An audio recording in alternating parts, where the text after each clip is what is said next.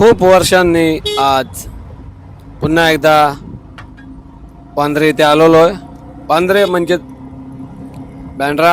आता आपला जो प्रवास आहे तो बांद्रा ते डॉक्टर आंबेडकर रोड या दरम्यान होणार आहे. साधारणतः 10-12 वर्षांनंतर पुन्हा एकदा मी बाईकने या ठिकाणी आलेलो आहे.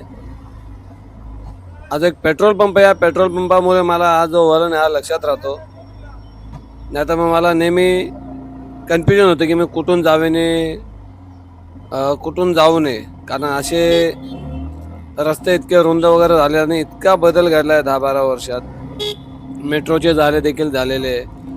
त्यानंतर अनेक नवीन इमारती वगैरे उभ्या राहिलेल्या आहेत.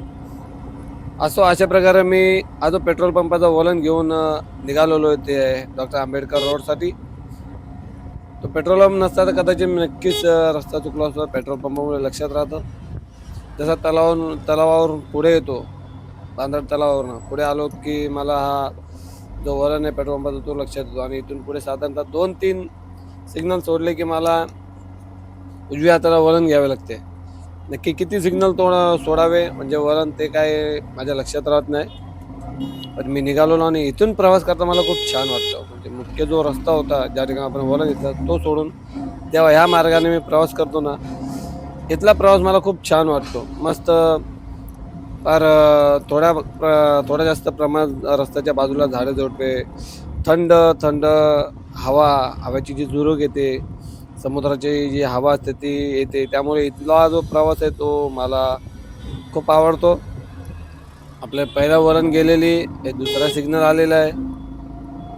आता कुठल्या बाजूने तिसऱ्या सिग्नलने जायचा का चौथ्या सिग्नलने उजव्या हाताला वळायचा ते एक मला गडबड वाटते. कारण इथं आल्यावर माझा वेग ऑलरेडी गाडीचा मंदावला जातो.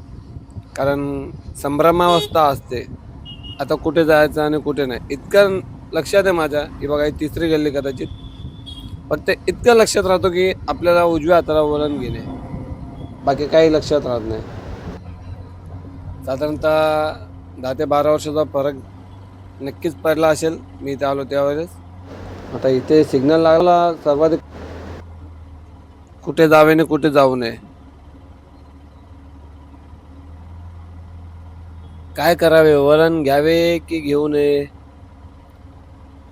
खूप टेन्शन आहे की सरळ जावे. असो, या उजव्या हाताला बऱ्याचशा गाड्या चाललेल्या आहेत त्यामुळे आपण उजव्या हाताला वळण घेऊयात आणि मग पाहूयात पुढे आपण बरोबर त्याच वळणाने चाललेलो आहेत का. आणि ह्यापूर्वी जेव्हा मी आलेलो त्यावेळेस मला वाटतं मी चुकलो होतो रस्ता. त्याच्या पुढच्या गल्लीत गेलेलो आणि तिथून मागे फिरलो होतो किंवा याच्या अगोदरच्या गल्लीत देखील फिरलो होतो. असं इथे म्हणजे तो जो पेट्रोल पंपावरनं वळण आपण घेतलो त्यानंतर इथे येईपर्यंत खूप कन्फ्युजन राहते. एक काम करूया, आपण उजव्या हाताला वळण घेऊयात आणि जरी रस्ता चुकलो तरी मग पाहूयात पुढे. आणि आपण ओके बरोबर चाललेलो आहोत आपण. बांद्रा ते doctor Ambedkar road,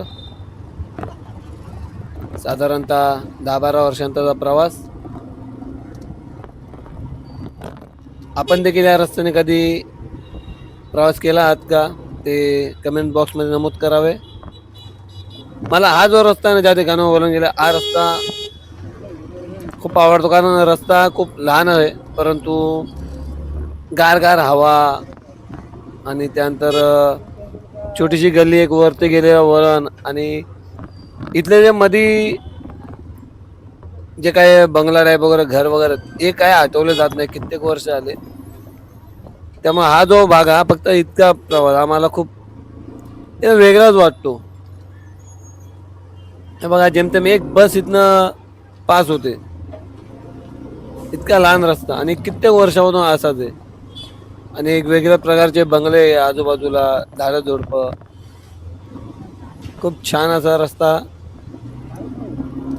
doctor Ambedkar road.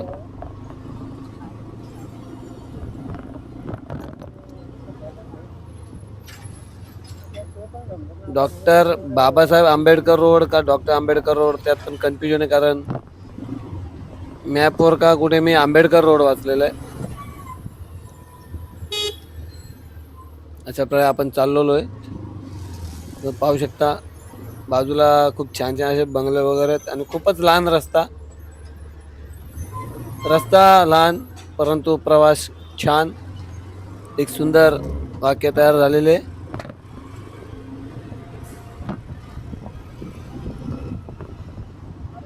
अशा प्रकारे आपण बांद्रा स्टेशन ते आंबेडकर रोड प्रवास केलेला आहे. व्हिडिओ आवडल्यास लाईक करावे, चॅनल पहिल्यांदा आले असल्यास सबस्क्राईब करावे. तसेच आपण देखील इथनं प्रवास केला तर आपला प्रवास इथला कसा आहे ते देखील नमूद करावे. याच्या अगोदर मी